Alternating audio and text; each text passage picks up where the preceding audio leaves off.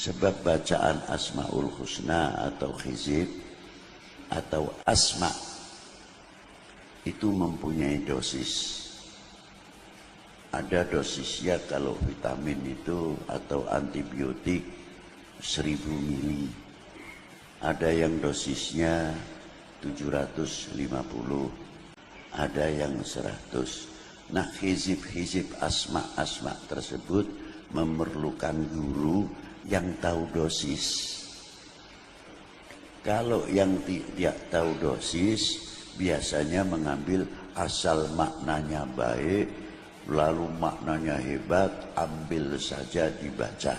Tapi kalau ratib tidak. Ratib itu dosisnya sudah direndahkan. Karena apa? Diambil langsung dari lisan baginda Nabi sallallahu alaihi wasallam. Supaya kita ini bisa membaca. Murid-muridnya Al-Habib Abdullah bin Al-Haddad, di antaranya Al-Habib Muhammadil Ghadi bin Toha bin Yahya yang dimakamkan di Semarang. Itu murid langsung Al-Habib Abdullah bin Ali Al-Haddad. Banyak lagi minal habaib yang di Indonesia ini khususnya. Kalau kita terangkan yang di Hadramaut, kita tidak heran. Al-Habib Abdullah bin Ali Al-Haddad tidak menamakan ini ratib haddad ya, tidak. Yang menamakan ini ratib haddad siapa?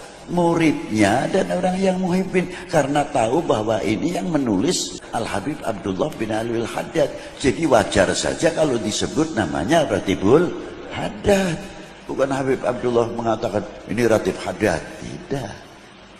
Nah, ratib-ratib itu muncul di kalangan para a'immah ahlil bait. Supaya apa? Kita itu mendapat perlindungan dari Allah dengan tawasul ratibul haddad, ratibul atas, ratibul idrus, ratib yang lain atau wirid yang lain.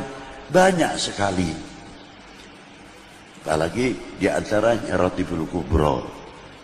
Ratibul kubro, mengapa disebut ratibul kubro? Karena Fatihahnya di dalamnya ulama wali kutub semuanya.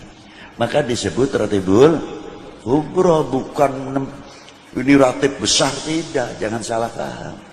Maka dari itu silahkan mau baca ratibul haddad, silahkan mau baca ratibul atas. Yang punya ratib ini ratibul idrus, oh ini kan lebih tinggi lagi. Terus habaib membuat ratib bukan untuk itu, tapi untuk meningkatkan setiap kita yang membaca ratib kedekatan kita kepada Allah SWT, bukan semakin tambah sombong. Ingat itu. Jadi kalau baca ratibul haddad, tolong jangan sampai mencela ratib yang lain. Kayak apa wali-wali itu yang mempunyai senangnya melihat kita membaca dan membaca dan membaca. Itu pentingnya ratib kan di situ. Dan setiap kalimah per kalimah di dalam ratib mempunyai keistimewaan sendiri-sendiri. Maka dari itu yang penting istiqomahnya. Maka saya mengatakan supaya bisa berjalan semuanya, cukup ratibul kubro dibaca ba'da subuh tiap Jum'ah sekali. Sudah. Atau ba'dal maghrib tiap Lailatul Jum'ah. Lainnya silahkan mau ratibul atas, mau ratibul idrus, mau ratibul haddad, supaya semuanya bisa seimbang, bisa dibaca semuanya. Nah, kalau ada orang yang bertanya, ratib ini dengan ratib ini tinggi mana? Loh, pendapat ente tinggi mana? Benar punya A apa punya B? Oh ya paling tingginya punya B. Salah. Yang paling tinggi ente. Sebab yang A dan B tidak merasa jadi wali, ente merasa lebih tinggi, bisa menunjukkan. Jadi yang paling tinggi ya ente. Paham ya? Jadi justru ratib itu menguhuwahkan. Jadi ratib itu saling sinambung, tidak saling terpecah, tidak. Maka jangan sekali-kali tolong merendahkan salah satu ratib, itu yang baik. Karena itu mencakup tentang akhlak wal adab.